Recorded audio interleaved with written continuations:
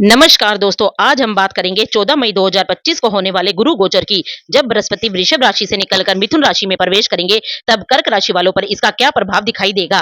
कर्क राशि वालों की कुंडली में बृहस्पति 12वें भाव में मिथुन राशि में प्रवेश करेंगे। इस वीडियो को 3 भागों में समझेंगे। पहला, बृहस्पति मिथुन राशि में कैसा प्रभाव दिखाते हैं। दूसरा, अतिचारी बृहस्पति के फल के क्या मतलब है। तीसरा, कर्क राशि वालों पर बृहस्पति के इस राशि परिवर्तन का क्या प्रभाव पड़ेगा। सबसे पहले बात करते हैं बृहस्पति मिथुन राशि में कैसा प्रभाव दिखा सकते हैं। सबसे पहले जानते हैं कि बृहस्पति का महत्व क्या है।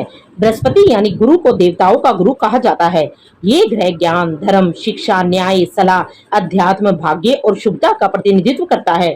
कुंडली में जहाँ बृहस्पति शुभ स्थिति में होता है, वहाँ विकास, ज्ञान और विस्तार का आशीर्वाद देता है।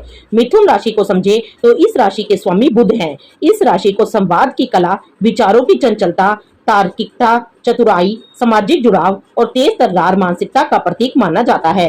बृहस्पति जो कि ज्ञान का ग्रह है, जब संवाद व संचार की राशि मिथुन में होते हैं तो इसके सकारात्मक और नकारात्मक दोनों तरह के प्रभाव हो सकते हैं। बृहस्पति जब मिथुन में आता है तो ज्ञान और संवाद का मिलन होता है। पर ध्यान दीजिए, मिथुन राशि एक वायु तत्व और द्वि स्वभाव वाली थोड़ी चंचल राशि है, जबकि बृहस्पति स्थायित्व और गहराई चाहता है।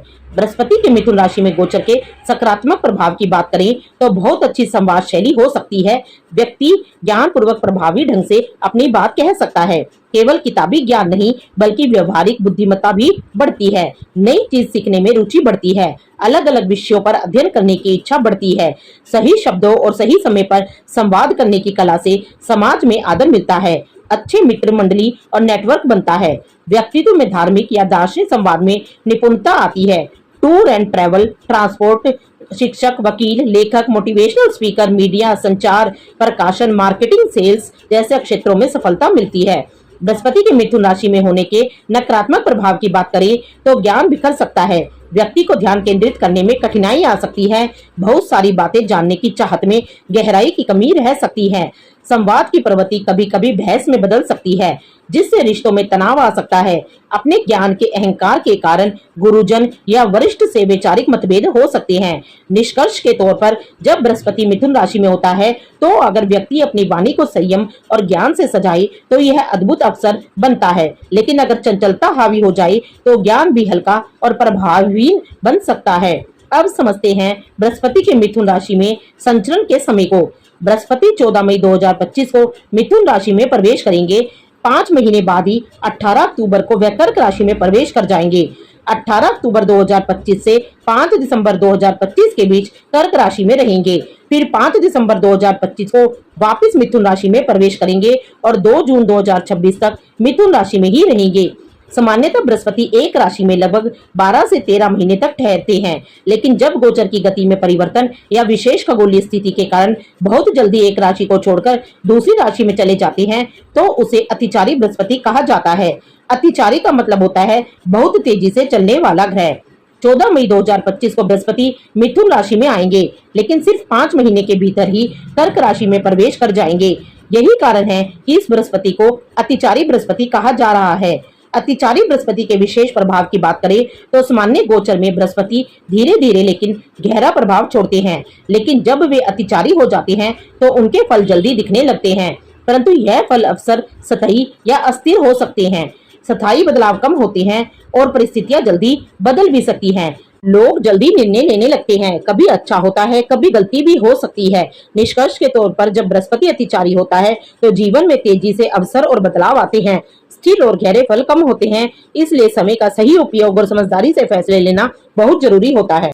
अब बात करते हैं बृहस्पति के इस राशि परिवर्तन का कर्क राशि वालों पर प्रभाव के बारे में। कर्क राशि वालों के लिए गुरु छठे भाव और नवम भाव के स्वामी होते हैं। छठा भाव रोग, ऋण, शत्रु, प्रतिस्पर्धा, संघर्ष और सेवा कार्य से संबंधित है। नवम भाव भाग्य, धर्म, गुरु, उच्च शिक्षा, लंबी यात्राएं, आध्यात्मिकता और जीवन दर्शन का भाव है। अब जब गुरु 12वें भाव में मिथुन राशि में प्रवेश करेंगे तो वे इन दोनों भावों के फल 12वें भाव के माध्यम से देंगे। 12वां भाव क्या दर्शाता है? विदेश यात्रा, विदेश में बसना, खर्चे, दान, मोक्ष, अस्पताल, अलगाव, मानसिक शांति की खोज, आध्यात्मिक साधना आदि। गुरु के मिथुन गोचर का कर्क राशि पर प्रभाव। विदेश यात्रा और विदेश से जुड़े कामों में सफलता के योग बनेंगे। गुरु जब 12वें भाव में आते हैं तो वे विदेश यात्रा, विदेश में शिक्षा या नौकरी के लिए अनुकूल समय बनाते हैं। अगर आप विदेश जाने की सोच रहे हैं तो यह समय बेहद शुभ रहेगा। पढ़ाई या जॉब के सिलसिले में विदेश जाने का मौका मिल सकता है। विदेश से कोई बड़ा प्रोजेक्ट या ऑफर भी मिल सकता है। विशेष ध्यान दें, खर्चे भी बढ़ सकते हैं, इसलिए बजट बनाकर चलना बहुत जरूरी होगा। खर्चों में वृद्धि, लेकिन अच्छे उद्देश्यों के लिए। 12वां भाव खर्चों का घर होता है और गुरु यहाँ होने से खर्चे तो बढ़ेंगे, लेकिन ये खर्चे अच्छे कामों के लिए होंगे, जैसे धार्मिक कार्यों, दान पुण्य, तीर्थ यात्राओं, विदेश यात्रा या शिक्षा पर। आपको आर्थिक प्रबंधन पर ध्यान देने की आवश्यकता है। स्वास्थ्य का विशेष ध्यान रखें। गुरु छठे भाव के भी स्वामी हैं और 12वें भाव में गोचर कर रही हैं, इसलिए स्वास्थ्य को नजरअंदाज ना करें। कुछ खर्चे स्वास्थ्य से जुड़े भी हो सकते हैं, इसलिए अपनी सेहत पर भी ध्यान दें। पुरानी बीमारियों का ध्यान रखें। अस्पताल में खर्चे या चेकअप की जरूरत पड़ सकती है। जीवन शैली को संतुलित रखें और नियमित योग ध्यान करें। कुछ पुराने रोग उभर सकते हैं या मानसिक थकान का अनुभव हो सकता है। समय पर उपचार कराना जरूरी होगा। आध्यात्मिकता और मोक्ष मार्ग की ओर आकर्षण। 9वां भाव का स्वामी 12वें भाव में होने से धार्मिक यात्राओं, तीर्थाटन, दान पुण्य और साधना में रुचि बढ़ सकती है। आध्यात्मिक उन्नति का भी यह एक शुभ समय है। 12वां भाव मोक्ष और ध्यान का भाव है। इस समय आध्यात्मिक रुचि बढ़ेगी। आप योग, ध्यान, साधना और धार्मिक पुस्तकों में रुचि लेंगे। विदेश यात्रा के साथ साथ तीर्थ यात्रा के योग भी बन सकते हैं। यह समय आंतरिक विकास के लिए बहुत सुंदर होगा। भाग्य में सुधार, लेकिन संघर्षों के बाद। गुरु 9वें भाव के स्वामी भी हैं, इसलिए भाग्य को सुधारने के मौके मिलेंगे, लेकिन प्रयास और धैर्य जरूरी होगा। 9वें भाव के स्वामी का 12वें भाव में जाने से भाग्य थोड़ी देर के लिए धीमा पड़ सकता है। विशेषता बिना मेहनत के भरोसा ना करें। अपने कर्म और प्रयासों पर पूरा ध्यान दें। कोई भी बड़ा निर्णय सोच समझ कर ले। संघर्षों के बाद सफलता मिलेगी। अचानक चमत्कारी लाभ नहीं होगा। शत्रुओं पर विजय।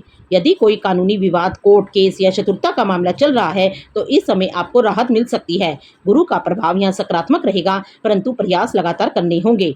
छुपे हुए अवसर। इस गोचर के दौरान कई अवसर सीधे नजर नहीं आएंगे। आपको अपनी अंतर्दृष्टि का उपयोग करके पहचानने की जरूरत होगी।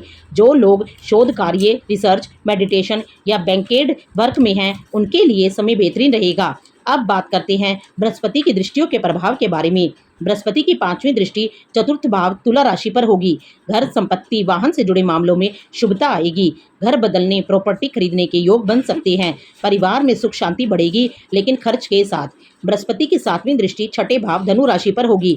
प्रतिस्पर्धा और शत्रुओं पर विजय प्राप्त होगी। नौकरी पेशा लोगों के लिए प्रमोशन या सम्मान के योग बनेंगे।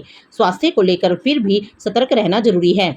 बृहस्पति की 9वीं दृष्टि अष्टम भाव कुंभ राशि पर होगी। अचानक लाभ या रहस्यमय ज्ञान की प्राप्ति हो सकती है। शोध, अनुसंधान या गूढ़ विषयों में रुचि बढ़ेगी। जीवन में कुछ अचानक परिवर्तन हो सकते हैं, जिनसे डरने की जरूरत नहीं है। ये बदलाव भविष्य में अच्छे साबित होंगे। कर्क राशि वालों के लिए गुरु गोचर 2025 के निष्कर्ष की बात करें तो विदेश यात्रा, उच्च शिक्षा और आध्यात्मिक उन्नति का शानदार समय है।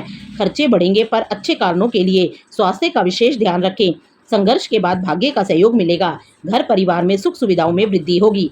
मानसिक शांति, साधना और आंतरिक विकास के लिए श्रेष्ठ काल। यदि आप अनुशासन से चलेंगे और बजट बनाकर खर्च करेंगे तो यह गोचर आपके लिए जीवन को एक नई दिशा देने वाला साबित हो सकता है। उपाय क्या करें इस गोचर के दौरान? गुरुवार को पीले वस्त्र पहने। एकादशी तिथि को मंदिर में केले का पौधा लगाएं। विष्णु जी या बृहस्पति जी की पूजा करें। विष्णु सहस्त्र नाम का पाठ करें। ओम ब्रीम बृहस्पति नमः मंत्र का प्रतिदिन 108 बार जाप करें। साधना, ध्यान और सेवा कार्यों में स्वयं को व्यस्त रखें।